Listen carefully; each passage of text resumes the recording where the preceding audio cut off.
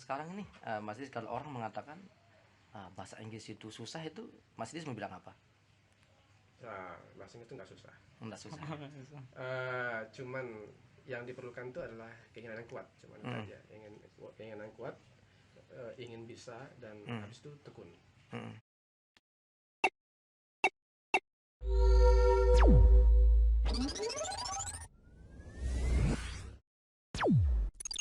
Selamat pagi, Mitra Super, sahabat-sahabat dimanapun Anda berada yang pada pagi hari ini berkesempatan menyaksikan kanal kami di Guru Dana. Saat ini saya kedatangan tamu yang sudah tidak biasa ya kita temui ya. Bahkan beliau ini sudah lama menghabiskan waktu sebagai akademisi. Sekarang mungkin guru SMA ya, kayak. SMK. Oh, SMK ya, oke, SMK. SMK. Ya, gimana tuh bedanya jadi guru SMK dan guru anak-anak gitu? Kalau anak-anak pasti kalau kita ngajar anak-anak itu lebih banyak kita ini ya. Mungkin lebih bedanya sih ya, kalau kita bicara masalah bahasa Inggris, Hmm, mungkin bedanya adalah kosakata yang kita hmm, berikan kepada anak pasti lebih terbatas. ya, Tapi kalau kita di SMK, kita ngajarnya bahasa Inggris lebih bisa bereksplorasi. ah, ah, Dan kita kalau kita tipikalnya orang yang selalu bereksplorasi, hmm, cocoknya di SMK di atau SMK SMA atau mungkin kampus. kampus ya. Itu sih bedanya. Ya, tapi saat ini kabarnya baik kan? Sehat ya, Alhamdulillah sehat. alhamdulillah gitu ya. Alhamdulillah. Tidak ada kendala berarti ya kalau Ya, secara fisik, secara ya, batin gitu juga kan? Tidak ada ya. nggak ada ya. Alhamdulillah. Oh iya, Alhamdulillah. kan yang saya pahami ya bahwa Mas Idris lah gitu ya. Ya, Itu kan lebih banyak kalau kita flashback ke ya ke tahun-tahun sebelumnya kan waktunya itu dihabiskan untuk ngajar di tempat-tempat yang non formal seperti kursusan gitu. ya, Ya yang terakhir-akhir ini baru saya dengar dan saya saksikan itu ngajar di SMK. betul. Nah, suka dukanya tuh kalau misalkan ngajar di SMK itu kayak gimana sih? Kayaknya itu akan beda ya Mas ya kalau apa namanya ngajar di SMK bila dibandingkan dengan ngajar kursusan gitu. Betul. Nah, Beda.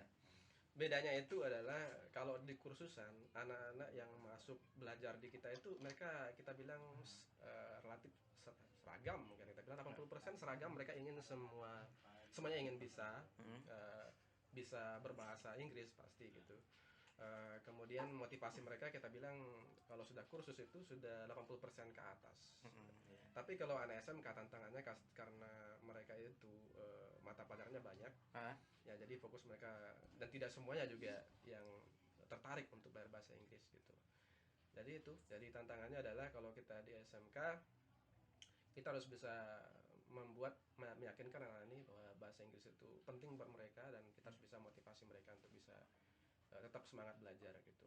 Beda sama yang kursus kan mereka sudah built in gitu ya. iya. Dan motivasinya sudah Sudah ya sudah jadi sudah ya, jadi, sudah sudah jadi dari ya. awal sudah ada gitu. Mm. Tapi Nah, anak kalau boleh tahu kan Misteri ini sudah lama mengajar kita dari sejak zaman kuliah sampai sekarang. Sudah belasan tahun lah kita hitung ya. ya, Nah, pasti sudah menemukan tips-tips atau shortcut gitu untuk belajar bahasa Inggris itu biar cepet. Apakah ada tips-tipsnya gitu, Mr. Idris? eh, kalau tips untuk belajar cepat tergantung. Kalau menurut saya sih belajar cepat itu tergantung dari tipikal orang. Tipe orang. Jadi nggak semua metode itu cocok dengan semua orang gitu. Jadi tapi kalau yang secara umum, eh, cara belajar bahasa Inggris yang mungkin bisa lebih cepat itu adalah dengan mainkan dengan hobi. Hobi. Oke. Mengaitkan dengan hobi, iya. Kalau hobinya misalnya nonton bola, ya mungkin dari video-video bola belajar bahasa Inggrisnya gitu. Kemudian tentang artikel-artikel, dari artikel-artikel, misalnya kalau kita kasih dari artikel reading misalnya untuk materi mengajar, kalau kita kenali dia hobinya memang bola, dia akan dengan sendirinya antusiasnya akan muncul untuk menerjemahkan, untuk mengartikan, mencari kosakata, mengartikan setiap kosakata di sana, sehingga dia bisa memahami isi artikel itu dengan sepenuhnya. Oh, Gitu. berarti kita tuh harus belajar dan hobi. Bagaimana kalau anak-anak yang sukanya main game? Apakah ada potensi anak-anak yang suka main game itu bisa belajar bahasa Inggris? Karena itu hobi banyak juga bahasa Inggris di dalam game tersebut. Betul. Jadi meskipun saya bukan orang gamers gitu ya, tapi iya ya. Tapi memang saya lihat gitu, apa namanya di game-game itu pasti menggunakan bahasa Inggris. Saya pernah ini punya murid di SMK Ilhami, Hmm. tempat saya ngajar itu. Sekarang sudah jadi waiter di Legion Dian di Kuta ya, dia orang gamers, gamernya game banget gitu. Jadi dulu itu masih ada berawal Mobile Legend tuh 2018 mungkin 2012 saya nggak tahu. Malah sebelumnya itu ada COD apa COT? COD. Apa COC ya? Ya, COC COC. ya, COC COC. ya. Clash of Oke. Clan. Oke.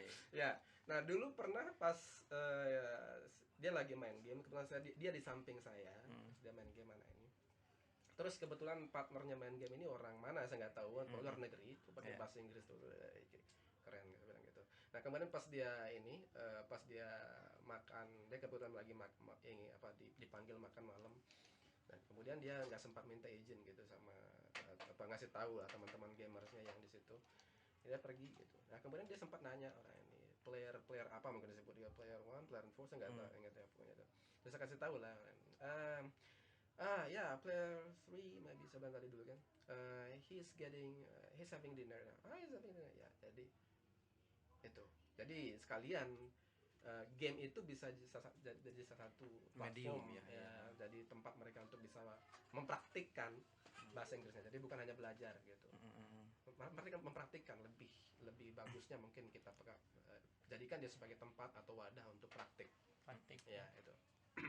Ya berarti kan tidak benar ya bahwa apa namanya tidak sepenuhnya maksud saya itu benar bahwa apa namanya belajar bahasa Inggris itu pasti ada shortcutnya gitu, tapi kan tergantung dari individu berarti ya, tergantung dari individu. Shortcut yang satu belum tentu bisa applicable ke orang yang lain gitu ya. Jadi individu banget gitu ya. Makanya sampai tadi yang mungkin apa ya secara simpelnya ya, hubungkan bahasa Inggris dengan hobi. Kita akan otomatis menekuninya. Ya. Bagaimana kalau ini banyak teman-teman itu juga yang sudah lama sekali belajar bahasa Inggris, bahkan sampai lebih 6 tahunan gitu. Dari SMP, SMA, bahkan sampai kuliah belum bisa speaking atau apa gitu. Apakah ada itu tipsnya, sudah lama belajar tapi belum bisa gitu. Apakah ada tips yang agar mereka tuh bisa minimal speaking gitu?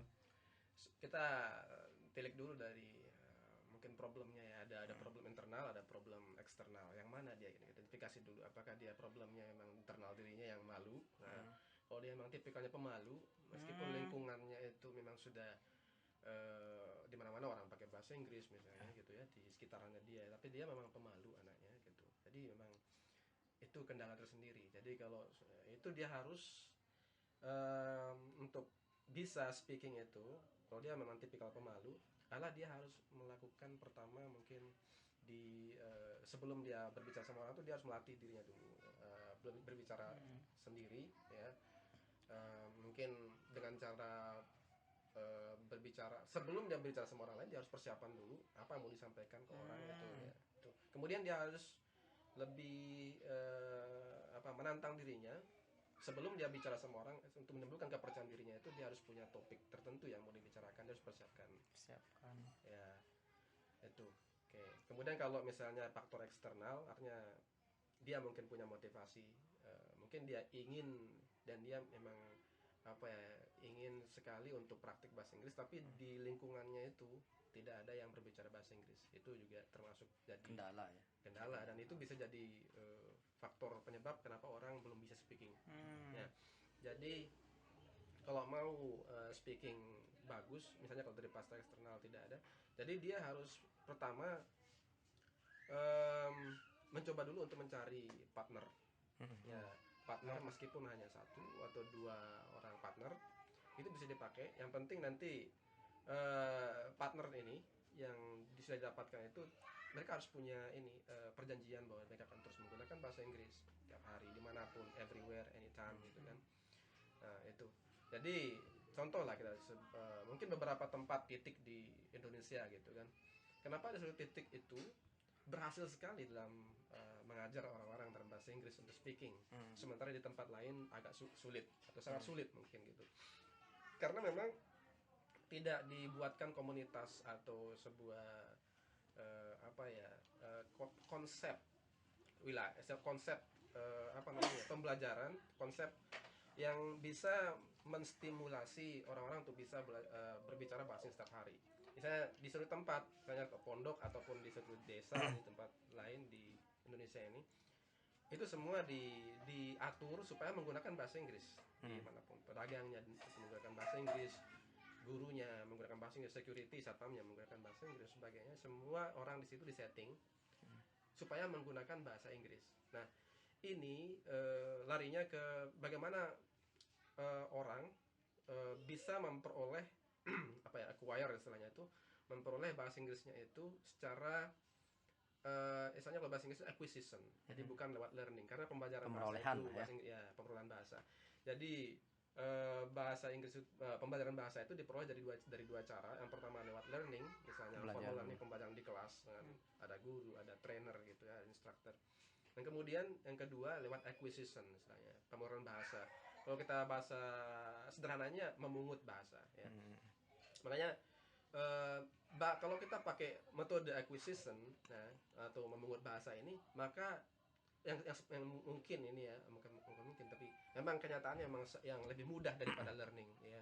Jadi seperti kita yang orang Sasak saja misalnya, orang pribumi, kita memperoleh bahasa, bukan belajar tapi memperoleh bahasa kita itu sejak kita masih kecil.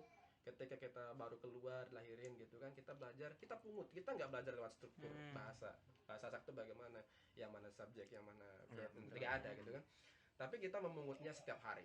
Artinya kita mendapatkan bahasa itulah proses memungut ya. Jadi kita memungut dari ibu kita, mungkin satu hari berapa kita, itu kita copy, kita copy, kemudian kita paste, kita ulang, kita reproduce gitu kan. Nah, itu lebih mudah sebenarnya, lebih alami proses pemurnian bahasa itu lewat acquisition. Nah, tapi kalau lewat learning, pembelajaran formal. Nah, kalau mau lebih bagusnya lagi orang belajar bahasa itu, orang bisa cepat speaking itu adalah dengan membuat settingan ini, tempat atau konsep tempat, wilayah, masyarakat, komunitas gitu, supaya mereka memungkinkan terjadinya acquisition, artinya pemurnian bahasa lewat memungut ini. Jadi dengan cara semua orang di situ sebisa mungkin aktif menggunakan bahasa itu, sehingga anak kecil pun ataupun pedagang-pedagang asongan atau apa, ketika mendengar di setiap hari di daerah itu, mereka bisa mengerti sedikit demi sedikit, dari sedikit menjadi banyak lama banyak sekali, hanya dengan sering mendengar. Karena misalnya pengulangan untuk redundancy itu penting. Berarti itu mungkin apa bisa ya kita simpulkan itu ya, Mas, kalau apa namanya, kalau belajar itu yang kalau kita lihat kan dari dua sisi ini, yang dari apa namanya, akuisisi bahasa dan memang dari learning ini. Nah, jadi intinya pembiasaan itu akan lebih apa ya, lebih cepat ya bagi orang itu untuk apa namanya, untuk praktek ini ya. Karena memang bisa dibayangkan ya Mas Budi, bagaimana ceritanya orang bisa berkomunikasi tanpa ada lawan misalkan ya kan, agak sulit juga ya. Sulit. Nah, sekarang ini apa ya, kan sudah lama juga di SMK yang sudah 3 tahun bahkan mungkin ya, Mas Idris 4 tahun. 7 tahun. Masuk 7 tahun. Lama. Nah, salah satunya kan yang menjadi kendala itu kalau kita sharing-sharing itu sama teman-teman itu, ngajar itu kenapa anak atau mayoritas siswa itu kan tidak produktif tuh. Maksudnya tidak produktif dalam menggunakan bahasa Inggris karena memang lingkungannya itu tidak didesain seperti itu. Yang seperti tadi mungkin pemungutan bahasa itu. Terkadang gurunya itu full menggunakan bahasa Sasak, bahasa bagaimana itu ada proses percontohan gitu kan. Nah, jadi modeling lah gitu ya, dari ya itu kan yang tidak ada gitu. Nah, seharusnya misalkan kalau anggap aja nih, misalkan kalau suatu hari nanti Pak Budi ini bisa jadi bupati gitu ya, nah, kan Mas Idris ini akan jadi kepala dinas pendidikan gitu. Akan seperti apa kira-kira Mas Idris ini berupaya kira-kira untuk mengantisipasi masalah tersebut. Jadi supaya kelas itu apa namanya, ndak kesannya sudah kita belajar 6 tahun kok hanya I love you sama yes no aja yang kita paham bahasa Inggris gitu.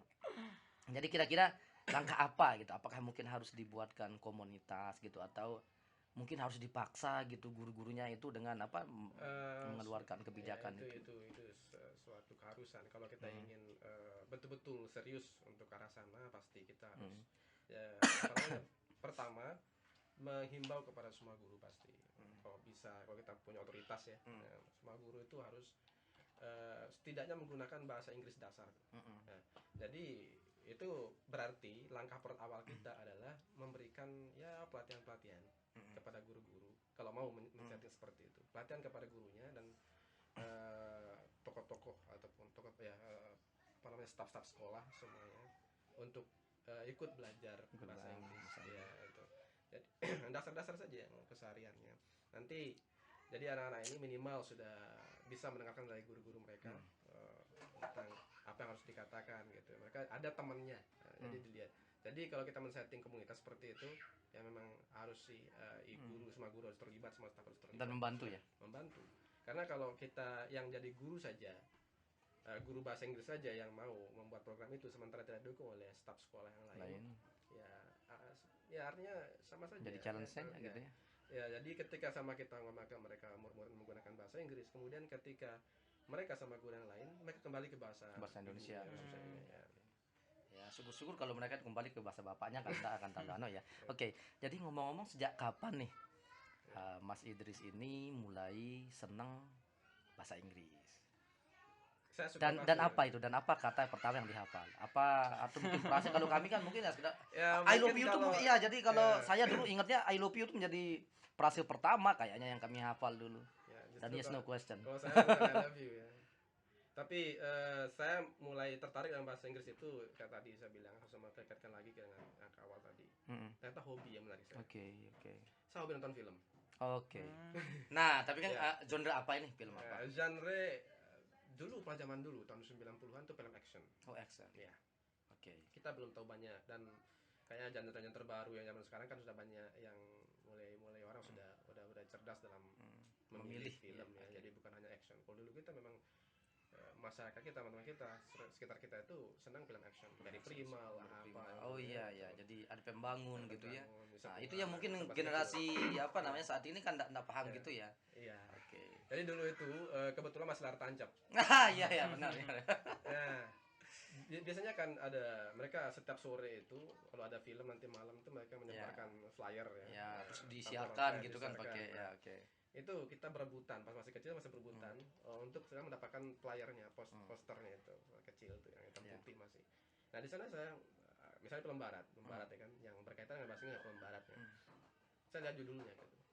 Nah kebetulan saat itu saya di lingkungan pendidikan, artinya saya ketika masih kecil itu tinggalnya di SMA. Ada sebuah sekolah di Lombok Timur gitu kan. Saya tinggal di situ karena kebetulan orang tua saya, bapak saya itu penjaga sekolahnya. Nah, jadi saya dengan mudah dapat akses untuk mencari kamus. Oh, oke. Saat itu akhirnya ketika saya temukan itu judul film itu gitu, saya ingin tahu apa artinya, pasti curious karena lihat gambarnya bagus gitu kan. Nah, jadi apa sih artinya? Saya cari di kamus, pinjam kamus kakak itu. Saya itu dapat. Nah, dan kita nggak perlu nyatet saat itu. Oke. Karena memang otak kita masih fresh kecil gitu.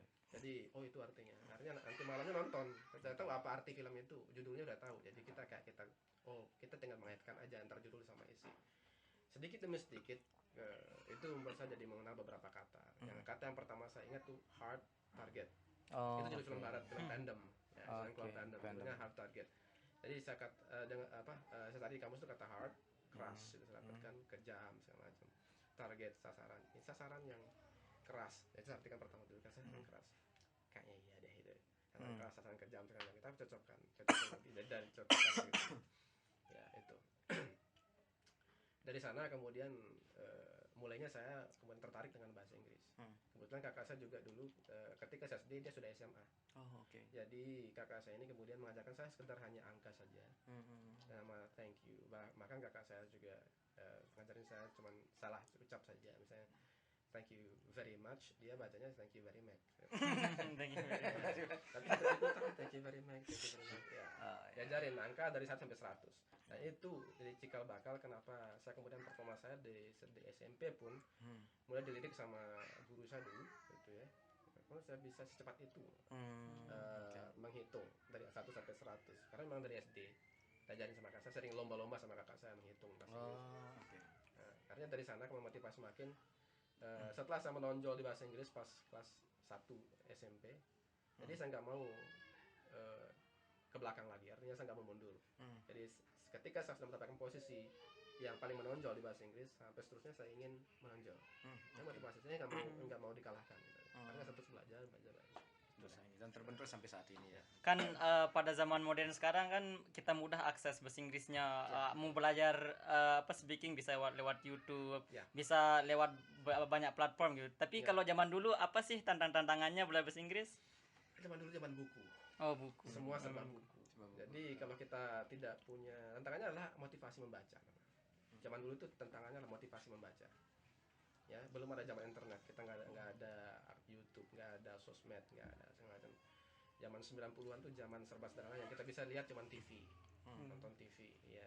Jadi kalau kita belajar film barat, hal itu belum terlalu, kita cuma menikmati filmnya gitu. Jadi saya belajar bahasa Inggris itu dari buku pegangan, dari buku paket di SMP. Nah, itu kita kan dikasih bawa pulang ya, dikasih bawa pulang buku itu, kita simpan, kita pelajari di rumah. Kemudian kamus, ini yang nggak bisa ketinggalan zaman dulu. Kalau sekarang udah jadi zaman ada kamus digital ya. Iya, Zaman betul. ya, zaman dulu itu kamus ya meskipun tebalnya segini aja udah hebat sekali kita ngerasa. Zaman dulu tuh segini tebal kamus kita tuh sudah kita merasa sangat bahagia sekali. Kecil gitu, 1 miliar lah. 1 miliar ya. Itu kita pakai zaman dulu. Jadi kita menemukan bacaan misalnya di pelajaran kita itu per bab. Ya, kita kan di rumah saya pelajari dia. Pelajari bab ini, kerjakan latihannya, cari kosakata. Kemudian saya juga tidak cukup dengan itu ketika di SMP itu belajarnya, saya tidak cukup dengan hanya mengandalkan buku paket. Karena kalau saya sadar kalau hanya mengandalkan buku paket nih, semua anak juga bisa. Semua teman-teman saya juga bisa. Ya, akhirnya karena saya ingin kalah gitu, akhirnya saya beli buku yang lain, buku grammar saya beli. Gitu. Saya belum paham apa itu grammar, tapi saya baca, saya lihat isinya, wih keren. Ternyata diajarin bagaimana menyusun kalimat ya. Iya. Kata menjadi kalimat. Akhirnya saya beli. Itu harganya cuma 4.000, 5.000. Gitu. Ya, tapi tebel. Gitu. Tapi kalau sekarang berapa itu kira-kira harganya? Enggak tahu, saya nggak tahu. Itu dulunya 24 jam. Grammar Oh, 24 24 jam. Ya. Oh, itu sekitar 15-an kalau itu Sekarang. ya, 15. Itu sudah. Jadi ketika SMP itu sebelum tamat saya sudah menamatkan buku itu sebelum lulus SMP. Grammar itu sudah. Jadi banyak latihan-latihannya itu sebetulnya. Itu saran saya. Kalau misalnya untuk belajar supaya bisa lebih mantap terutama dalam struktur bahasa Inggris grammar, cari buku grammar yang memang banyak latihannya. Teorinya jangan terlalu banyak. Artinya misalnya terlalu banyak teori sama latihannya, nah itu nggak bagus ya. Dan ya kalau kita bisa mengidentifikasi bab buku grammar itu nggak terlalu bagus. Jadi lebih banyak latihannya kita cari. Jadi teori sedikit tapi banyak latihannya tentang macam-macam variasi latihan itu. Itu membuat otak kita tetap main dan tertantang untuk memecahkan. Itu yang membuat kita jadi lebih paham grammar. Ya. Oke, kan nih di bahasa Inggris itu ada 4 skill kan, listening, reading, writing sama speaking gitu. Nah, menurut Mr. Idris itu skill apa sih yang paling sulit itu dikuasai oleh orang-orang yang belajar bahasa Inggris? Yang paling sulit. Ya, yang paling sulit dikuasai ketika kita itu belajar bahasa Inggris itu dalam 4 skill nih, skill apa aja? Pasti writing. Writing. Ya, pasti writing. Karena writing itu butuh intelijensi yang dan tinggi, imajinasi yang tinggi. Ya, merasakan. Mungkin kalau sekedar membuat menyusun kalimat biasa, ya kan, bisa sudah grammar sudah bagus gitu. Tapi pasti tahu kalau writing itu lebih kompleks ya. Jadi untuk tulisan yang bagus itu paling sulit tuh writing. Paling mudah tuh listening saya lihat. Listening. Ya, Tapi saya listeningnya itu paling sulit menurut saya. Saya Ya. kayak angin. Kalau speaking oke, speaking juga mudah sebenarnya. Speaking juga mudah. Nah, lihat dari anak-anak itu speaking tanpa mereka harus terlalu melimit mereka, membatasi mereka. Kamu harus begini, harus begini pronunciation-nya atau grammar-nya salah. Maksudnya begitu, tanpa ditekan. Jadi kalau kita bebaskan anak-anak itu bisa aja. Ya, tinggal kita kasih vocabulary, ya sedikit struktur dasar bahasa gitu. Mereka bisa. Yang penting jangan kita stuck aja. Mereka sudah bisa speaking ya. Kalau pronunciation pengucapan kayak gini itu salah gitu. Itu ada tipikal anak yang ketika digituin langsung Down, nggak mau berbicara lagi atau malu berbicara lagi gitu. Nah, tadi Mr. Idris mengatakan kalau yang sulit yang mudah tuh listening. Nah, apa sih yang membuat Mr. Idris mengatakan tuh listening itu mudah? Kalau listening itu tinggal ini soalnya karena dia reseptif. Reseptif beda dengan produktif. Lebih sulit. Ya. Kalau listening sebentar kasih tahu itu artinya, anak itu akan ingat. Hmm. Oh itu artinya. Oh iya. Paham. Ayo jawab. Nah, ketika disuruh speaking malu atau terkendala segala macam, takut. Jadi kalau banyak orang kita tahu, semua orang tahu. Kita mengerti apa yang bule katakan atau kita masuk giliran kita menjawabnya itu yang masih beban. Jadi kita nggak tahu mau jawab apa. Itu anak-anak seperti itu. Jadi banyak bilang anak itu saya ngerti tapi mau ngomongnya lagi itu susah. Makanya saya bilang listening lebih mudah. Listening, pemahaman listeningnya.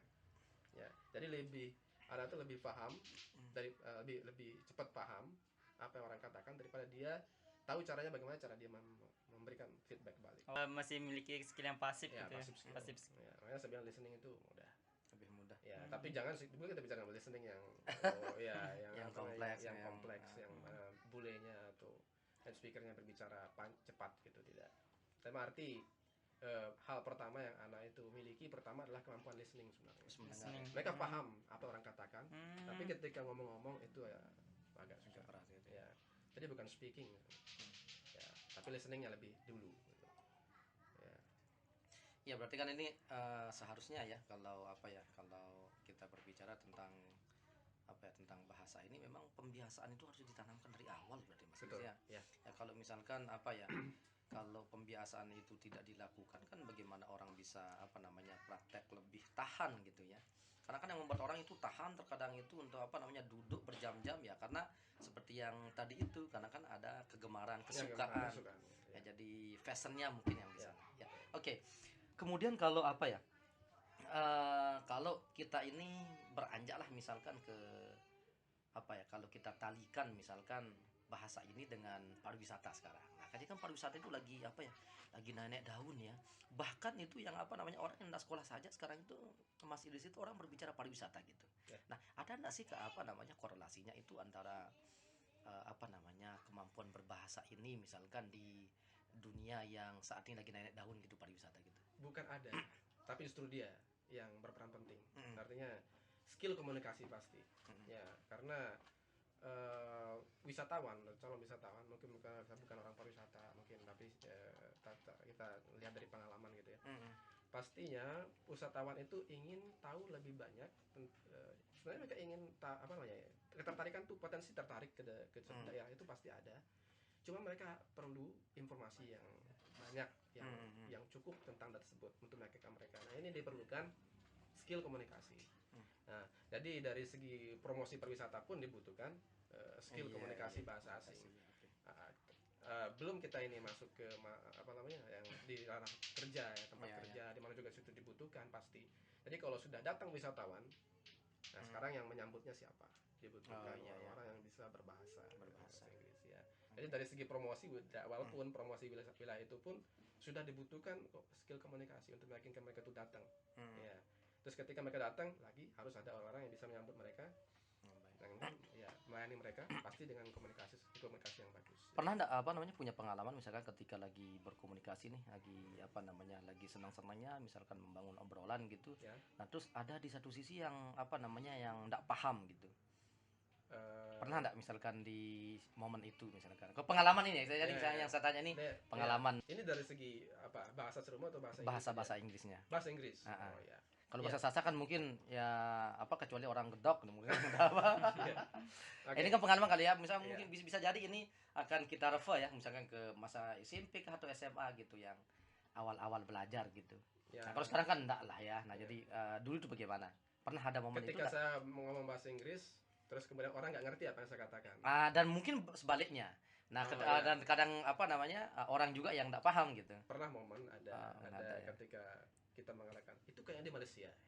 Oh, di Malaysia sekali. Ya, dulu pas saya pernah ke Malaysia. Dan ngomong-ngomong itu menang loh Malaysia kemarin tuh lawan Thailand itu 1-0. Sangat nonton. Iya, nonton sekali. Dan ini kita ini lagi agak susah ini Indonesia besok kan leg kedua tuh. Okay. Di Kebetulan Vietnam. yang ngegolang itu namanya sama seperti kameramen kita Faisal namanya. Oh iya Faisal ya. Nah, ini juga menjadi ini ya? Menjadikan trigger gitu. Oke, kembali ke yang tadi Mas Didi, gimana itu? Ya, jadi ceritanya dulu saya pas di Malaysia itu Saya mau ini mau beli majalah, Readers Digest gitu. Oh, oke. Nah, Ya, digest menurut iya memang Iya. populer itu ya, Iya digest itu betul, ya. itu ada RDS ya. Untuk Asia itu ada RDS ya, RDS ya. Saya membacanya salah. Digest, saya bilang Digest, tak ada buku Readers Digest. Terus saya tunjukin dia, Readers Digest. Saya malu gitu. Oke. Ya di situ jadi jangan masalah pronunciation dan Oke. orang itu tidak mengerti. Menurut Mr. Idris bagaimana itu perbedaan apa pronunciation orang Malaysia sama orang Indonesia atau apa sih perbedaannya?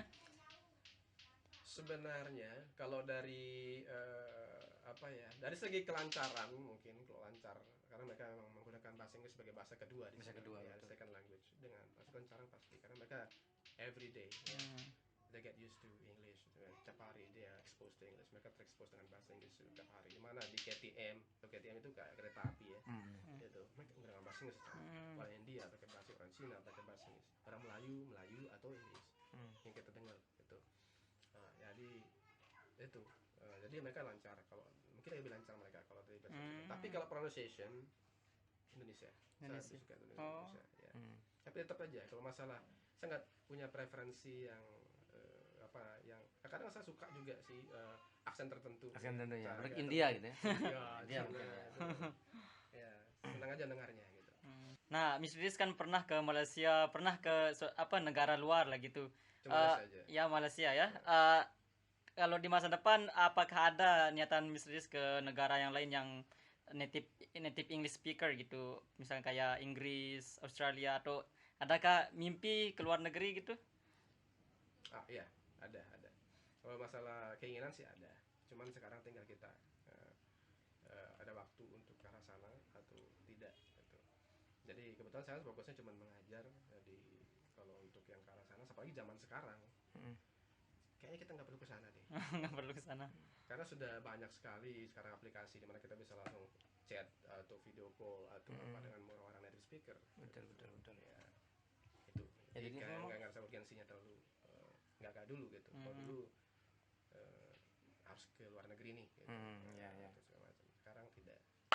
Bisa kan lewat internet sekarang. Ya, contohnya kita nggak jauh-jauh ke luar negeri, kita bisa ke Gili Trawangan. Di sana tuh semua negara, semua orang dari negara manapun ada di sana ya. Kita bisa ke sana, yang dekat-dekat juga bisa.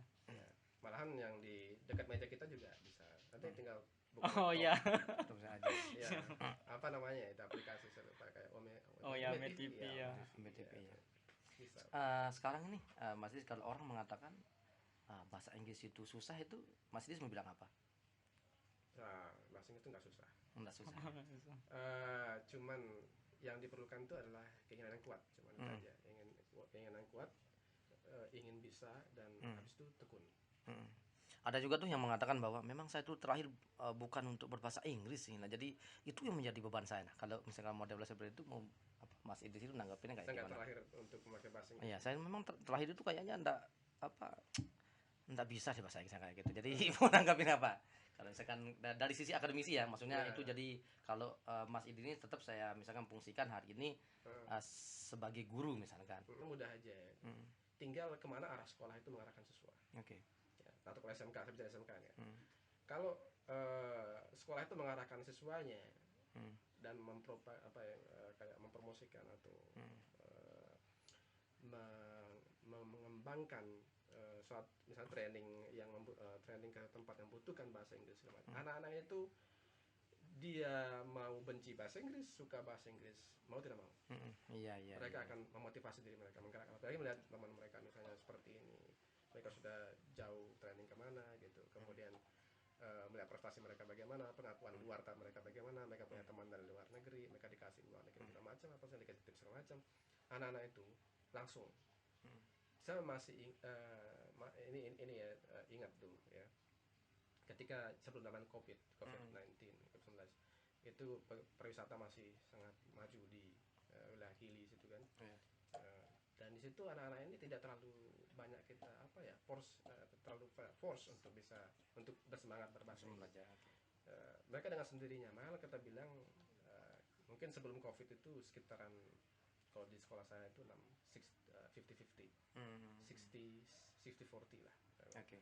Yang banyak yang ingin bisa karena itu. Hmm. Ya, tapi kendala memang kemampuan mereka gitu. Cuman dari segi motivasi memang sudah terbangun dengan melihat kemana sih mereka akan aplikasikan bahasa Inggris itu. Yang penting jelas targetnya. Target medannya kemana mereka akan menggunakan bahasa Inggris itu ke besoknya. Jadi orang yang nggak ada kata-kata misalnya mungkin saya nggak kata tadi itu ya. Saya nggak mungkin saya bukan dunia saya di bahasa Inggris itu. Yeah. Jadi ketika sudah terarah penggunaan bahasa Inggris itu, orang jadi akan mulai memicu dirinya gitu. Memacu ya harus begini. Oh, saya akan belajar gitu. Kita lihat aja dari misalnya kebutuhan mahasiswa misalnya sebelumnya sangat nggak suka sama bahasa Inggris, tapi karena dia butuh ketika harus meneruskan pendidikannya ke S2, S3, mau tidak mau mereka ngambil kursus TOEFL, IELTS, ya itu. Jadi sebenarnya intinya adalah orang yang mengatakan seperti itu dia belum tahu arahnya kemana untuk menggunakan bahasa Inggris Dan belum dicoba mungkin belum ya, dicoba gitu. yang Dia belum tahu, belum lihat gitu. Kalau lihat arahnya jelas dia dan terkoneksi dengan apa yang dia inginkan, wajib dia akan termotivasi.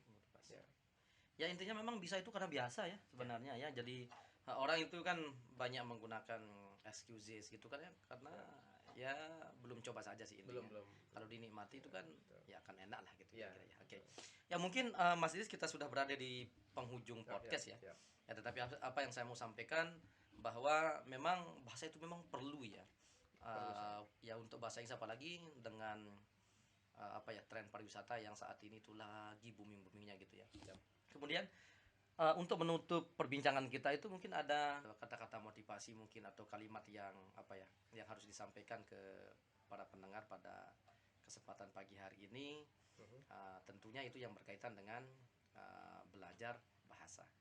Jadi mungkin kita penutup yang pesan mungkin kita bilang begitu kepada para pelajar pemula bahasa yang ingin belajar bahasa itu supaya tidak kesulitan dalam belajar bahasa adalah saat tadi kita kembali ke pembukaan kita tadi itu. Ya, jadi pelajari bahasa itu mulai dari hobimu. Ya, pelajari bahasa itu mulai dari apa yang kamu suka, apa yang kamu gemari, dan di sana kamu bisa dari sudut itu ya, kita bisa belajar bahasa itu. Jadi karena kalau dari seperti itu kan kita akan tetap antusias untuk mempelajarinya. Intinya kita harus belajar dari apa yang kita senangi dan jangan pernah belajar dari sesuatu yang membani gitu ya. Betul. Ya kalau terbeban akan mungkin. Oke. Terima kasih Mas Idris sudah berkesempatan hadir berbagi kepada Guru Dana itu tentang pentingnya belajar bahasa Inggris dan apa saja yang harus dilakukan dan harus dihindari. Ternyata bahasa Inggris tidak sulit yang teman-teman bayangkan ya. Nah, jadi untuk bisa menyaksikan full ini mungkin ada sesi lain setelah podcast ini. Saya Guru Dana dan Mas Budi sebagai host di channel ini. Kita akan jumpa di sesi berikutnya Mas Idris.